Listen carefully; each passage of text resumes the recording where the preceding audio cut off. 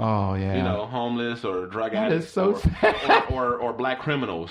Those. Then you could be the ones nobody care about. Prolific career as a serial killer without getting caught.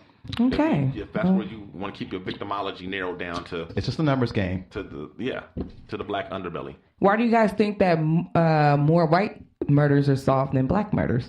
Well, there's a lot of reasons. One of the reasons is the community involvement. I mean, black people are notoriously known for not snitching, for not helping the police. But True. then it's like a chicken and an egg kind of thing, because it's like because the police are less effective in black communities, and because they have the stigma of violating our civil rights and things of that nature, we're more distrusting of them and more reluctant to help them, and then they're also have a harder time solving cases because of that. So it's just this whole the whole chicken and egg thing. You don't know what causes what, but it's the circular. There are biases against black cases too. Yeah. There are cops who don't consider it a priority or just sweep it under a rug or just assume it's gang related or assume it's this related and don't go the extra mile that they would necessarily. And even, and unfortunately, and this is something that comes up, we were talking earlier about that 7 Seconds, that Netflix 7 Seconds show, which I finally getting around to watch. I love it. But, it just took. A lot of black people might know some sketchy people from your community. Whatever community you're from, if you're from a sketchy community, you're going to know sketchy people. Doesn't mean you associate with them. Right. But you do know them. Yeah. And they might come to a funeral. And also the cops see you talking to somebody that's known sketchy. And they think you sketchy too. That happens. It's happened to me. Especially in urban settings. No, very... Very much so. It used to be this guy in my neighborhood, and he would sell DVDs, and he also sold weed too. So this is when I was like, this is before dispensaries, and I was just fresh. Like I was still nervous going to go buy weed and DVDs. So one time I went to go. I was waiting for him, or I was trying to meet up with him so I could see what new DVDs he had and maybe get some weed. I was still a little bit leery. So for whatever reason, I pulled up to his house. He wasn't there. I went back home. I'm home. I'm sitting in front of my house. I'm on my phone texting him like, let me know when you're going to get home, blah, blah, blah, blah. And the police came by and took a picture of me. Yes, they did. Wow. Yeah, well. Yes, they did. And I looked at it and I was like, criminals. And I was so shocked, and they just kept on driving, like, Yeah, exactly. That's how I felt. I was like, but I'm still leery. Y'all don't even know. Like, it was too late. There's nothing I could do. Well, here's the other thing, like, kind of the way police work. I've been frisked, and I've been asked for my ID just sitting on a bus stop with other black people. Yeah. Yeah. That just happens. Stop and frisk is what they call it. Yeah, and it's totally illegal, but it happens. Yeah. Still happens. And like it's actually just easier to just give in and just do it than to complain about your civil rights. Yeah. Because you're gonna miss your bus. And that's the sad part about it. I think that we rather comply than to say something because it's so inconvenient.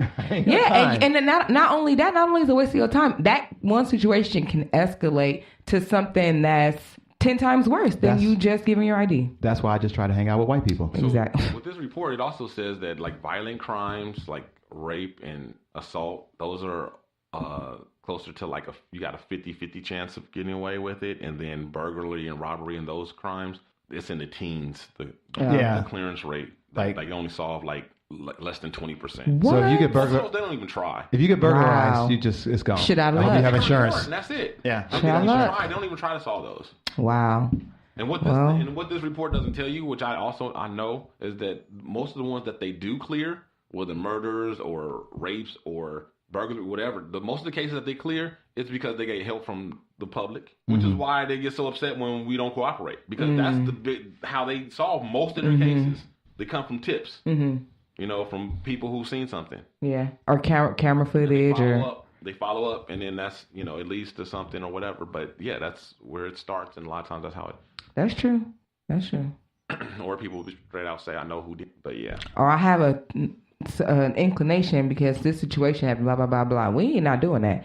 Or I don't know too many people in our black community that's doing that. Well, but again, like what Dino is also saying, like you get people that won't even tell the bare basics. Like, right. It's like, there was a report that this person was in this area. I didn't see nobody. Right.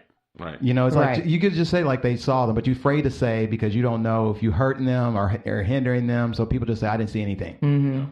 when it's like it could be helpful. Conditioned to not talk to the cops at all. Right. You know, until it's a crime that affects you. Then all of a sudden, definitely, and we want it fast. Yeah. Well, then we got to protest. I had a cop come to my door one time asking a lot of questions. I don't know what he was trying to figure out or whatever. And after a while, it was a lot about like who used to live here before and who used to live in these apartments around me. And I'm like, first of all, my first thing was like, maybe he's not a real cop. And so I'm getting real suspicious. And he's asking a lot of questions. I'm like, well, if you got questions about people that lived here, you need to ask the manager. She lives right there. And that's and I didn't want to. I was nervous. Yeah.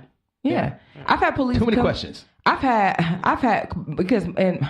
I don't want to tell you about my apartment building, but anyway, where I live in my building, I live in the first unit when you first walk in. So a lot of times, everybody tends to come to my building, to my door, whether it be the person that's doing political campaigning, the person that's whatever. I've had animal control come to my door asking me about the cats in the neighborhood. And I've also had the police come to my door asking me, have I seen like some girl in the neighborhood? She was probably kidnapped or something like that. And I told them no. Like this is when I had just moved into the neighborhood too. And I wasn't used to having, just people come knock on your door, ask you questions like that. So I'm like, no, I just moved here. I don't know who you were talking about. I've never seen this person. And they were like, well, who's inside your home? Can you have everybody in your home come to the door with their IDs and show us that they're not this person? And I was like, excuse me? No, I'm not going to do that. Everybody in my apartment is over 18 years old. Nobody's in here held without their will. And also you said that you were looking for somebody else in the neighborhood. So, I'm letting you know I haven't seen anybody and that's it. But they, put their hands on their gun and came toward the door like I was harboring somebody. So I had to have my 2 homegirls that was sitting in my room come to the front with their ID and show the police and tell the police that they were not being held against their will. And then they left. All because for something that's just for somebody that was not even in my neighborhood.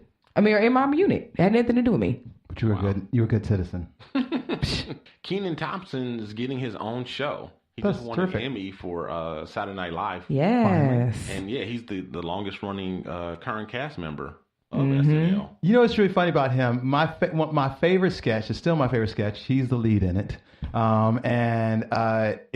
It came out at the time when he was the only black cast member on SNL, and had been for a while now. And it's the What's Wrong with That? What's up with that? Ooh wee, what's up with that? What's up with that? You don't know that? Oh, okay. So basically, this is back. Jason Sudeikis and Kristen Wiig and stuff were still on the show back then. So the premise of the show is this guy used to be a former singer. Now he hosts a show on BET. So I'm watching the show, and the first thing they show, BET Presents. I'm like, for real? Wow. Like, y'all ain't got no black people on the show. Y'all gonna do a sketch that opens with BET Presents. Wow. And they show this character, and he sings his theme song, and you can start to tell, like, he's really into his theme song. And then he introduces all his guests, and he starts to interview his guests, and then he starts hearing, like, drum sounds, and he can't, like, and all of a sudden he's up singing again, singing his song, ooh, wee, and it keeps getting bigger, and, like, it's backup dancers, it's extra singers, and it's people playing the trumpets, and this keeps growing, and, like, the show never gets off the air. It's just him singing, what's up with that? And it's like, oh, we're out of time. And it's the same sketch every time. And it cracked me up every time, and it was Kenan, and I'm like, you know what? Y'all got one Negro and y'all used him so well. Yeah, that's a good one. Google that one. I will. My thing is, let's see if anybody else is like this. When it comes to, oh my God, he scared me. When it comes to duos or members of a group, and then there's one who becomes a breakout star, I always go back and look at the early stuff and try to see if I can see that or how they stand out or whatever. Like, so you mean like Kenan and Kel? Like Kenan and Kel, like bosom buddies. I've gone back and watched and like, okay, Peter Scalori and Tom Hanks. Do I see that's something that makes me see that Tom Hanks is going to be a big star versus Peter Scalori?